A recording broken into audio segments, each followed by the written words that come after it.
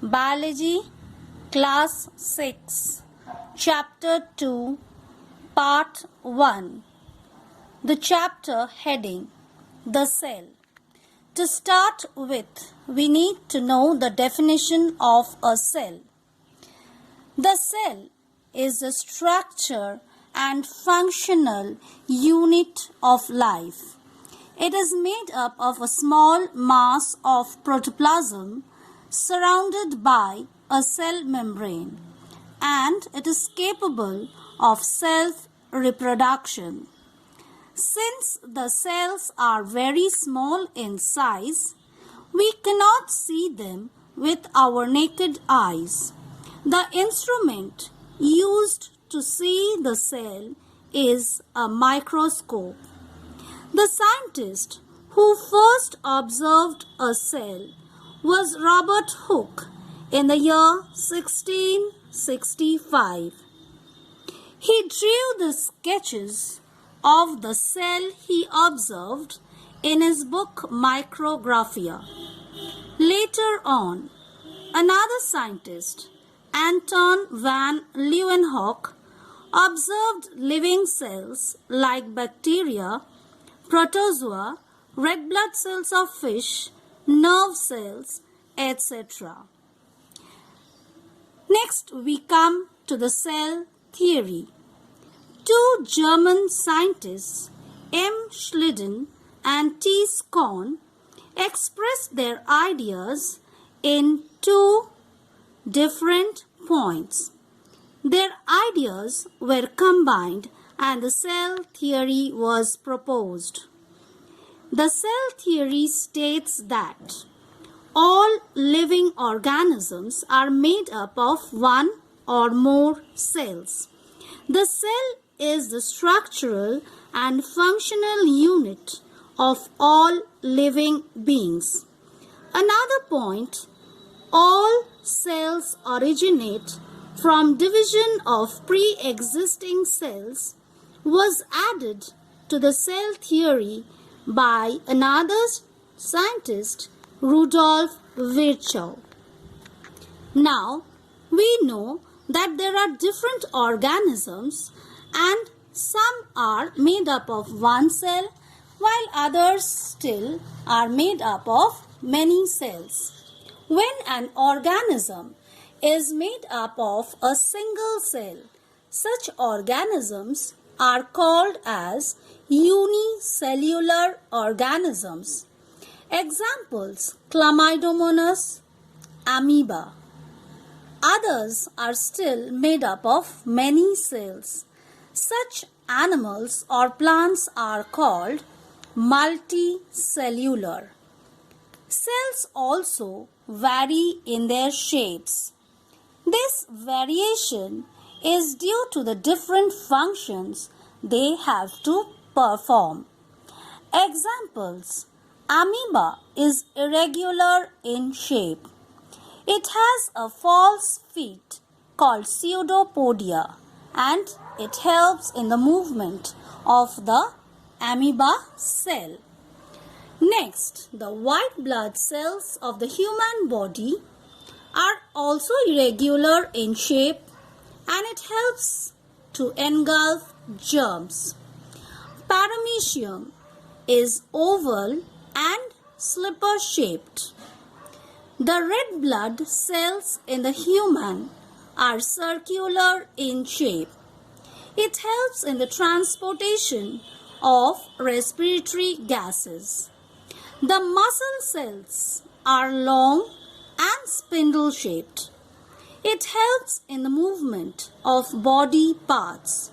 The nerve cells are long and branched. It helps in transmitting impulses. The guard cells present in the leaves of plants are kidney shaped. It helps in opening and closing of the stomata. The plant cells are normally rectangular due to the presence of tough cell wall. So, today you will do the second chapter till here, that is, define a cell, who first observed the cell? What are the two types of organisms according to their cell number? Why does the shape of the cells vary? And their related examples. Now open your copies where you have written the differences in our last class. We completed till number 4. Today put the date and make the heading question number 5. Experimental and control setup. Left side heading experimental setup and right side heading control setup. Point number 1 under experimental setup. Condition under study is present. Point number 1 under control setup. Condition under study is missing. Point number 2 under experimental setup. Used to observe and draw conclusion. Point number 2 under control setup. Used to compare the results. Draw a line and copy question number 6. Rafflesia and Bignonia. Left side heading Rafflesia and right side heading Bignonia. Under Rafflesia, first point, pollination by elephants.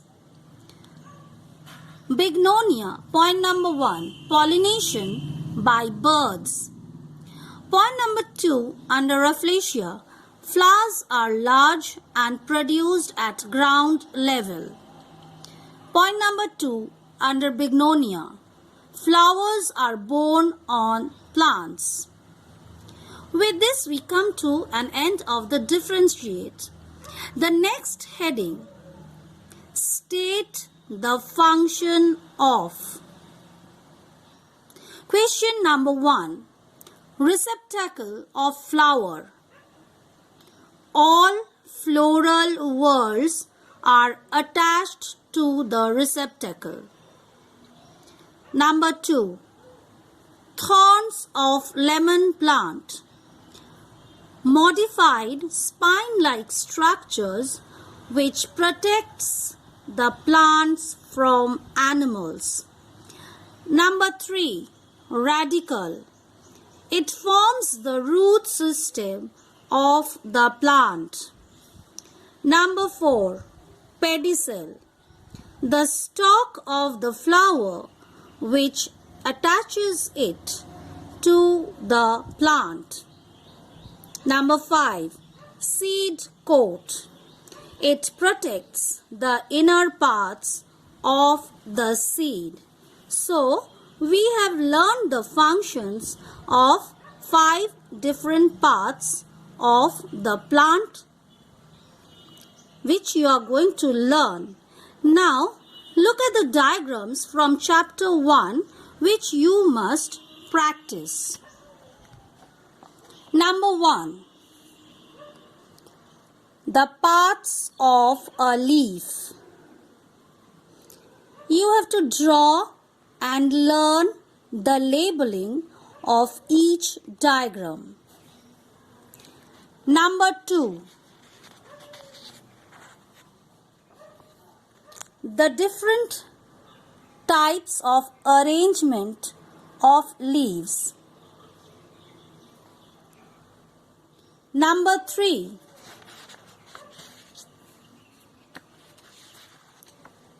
The parts of a flower.